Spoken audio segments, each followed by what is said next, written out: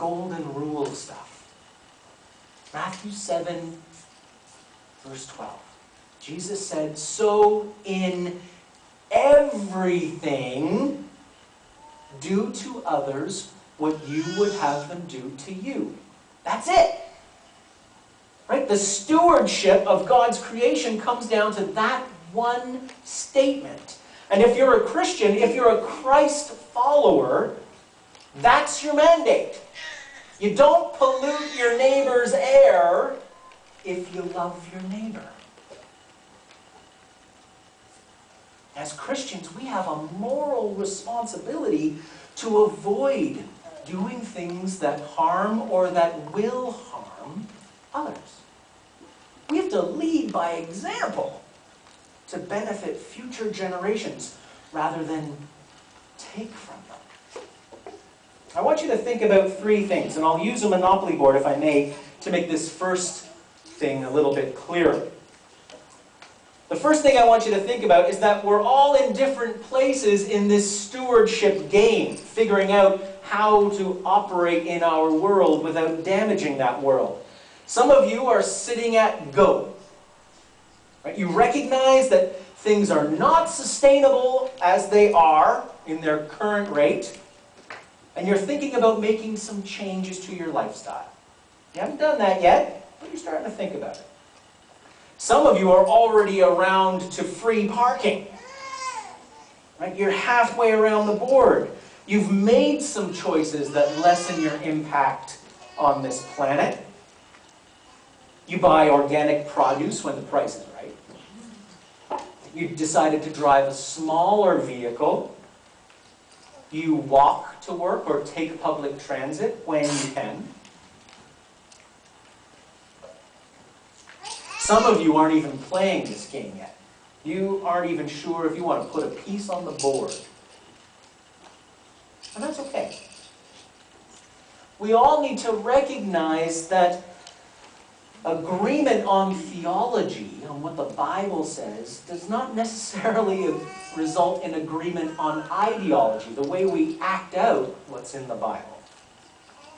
Christians who take Genesis 1:26-28 very seriously still disagree over how many trees to harvest and over what fuel emission standards to adopt.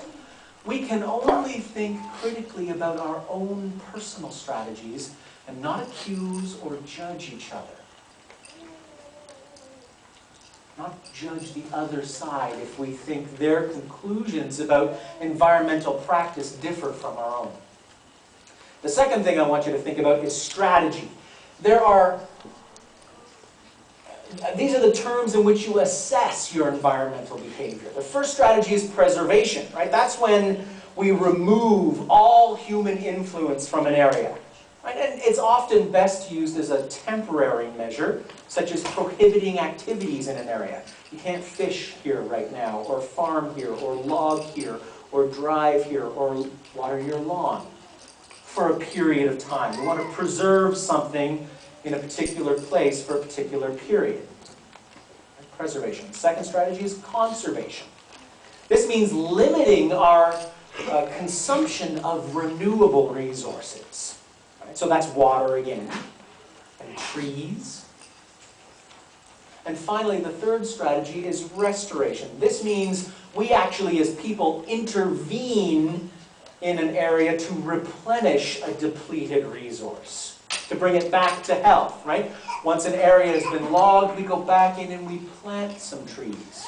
Or if we notice a species is suffering because of our direct impact on the environment, we stop and we change and we intervene to try and restore that species, like what's happened with the bald eagle on the west coast.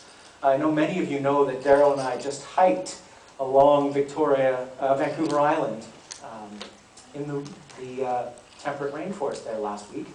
And you would not believe the bald eagles that we saw. It seemed like every 500 meters there was another one up in a tree. And it was so amazing for me to see because for so long I'd been told the species is doomed.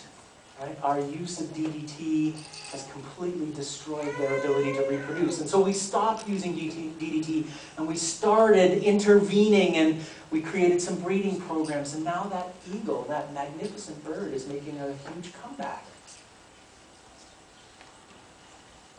The third and final thing I want you to think about, right? We've talked about the monopoly board and our choices. We've talked about strategies. The third thing I want you to think about is agreed upon practices which really make a difference. Few, if any, here would argue that the elimination of pesticides and herbicides, or that the planting of new trees, or taking care not to litter and following our city's disposal laws, you wouldn't argue that those are bad things. But there are some other simple things that you can do starting today that can make a difference.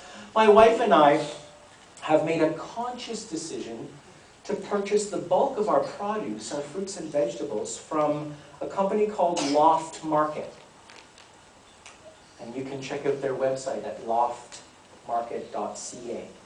And this is a local Cambridge organization that acts as a hub. Farmers bring their in-season produce to Loft, and the Loft workers divide the produce into bags and boxes, and you get to purchase a box if you want a lot of vegetables for a particular week, or a bag if you don't need as many for a particular week, of high-quality, organically grown, fair trade produce for the same price that you would pay at Zayre's.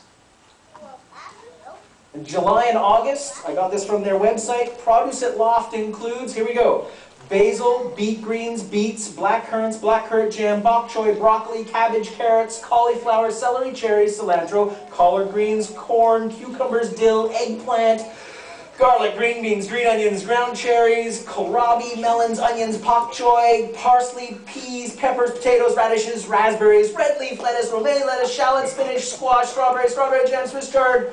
Wow, I did it in 2 breaths at home. Tomatoes and zucchini. All subject, of course, to nature and what's going on in the area at the time, and what farmers happen to have ripe at the time. And Tina and I find ourselves experimenting with vegetables and enjoying vegetables that we never would have purchased walking through the aisles at Zayre's. Well, we get this little surprise package. And, wow, we've never eaten this before. I wonder what it tastes like. And it turns out to be wonderful. And without seeing any impact, really, on our grocery bill. And what I really like about this kind of shopping is that it stops me from that impulse buying that grocery stores count on to expand their profit margins. No more California strawberry packs in December. You know the ones I'm talking about. The second easy thing that we do is that we purchase our meat products from a local farmer. Let me introduce you to Mark and Cindy Gerber. There are pictures up on the screen, and they run a store on their farmstead called Oak Ridge Acres. You can check out their website at wellfedfood.ca. And the store features Black Angus beef from their own drug and hormone-free herd, along with a variety of drug and hormone-free other meat products from local farmers in this area. Omega-3 chicken, pork, lamb, turkey, elk, venison, buffalo, wild boar, which was excellent, rabbit, pheasant, and fish. And in addition to meat, they also carry an expanded selection of the community's harvest.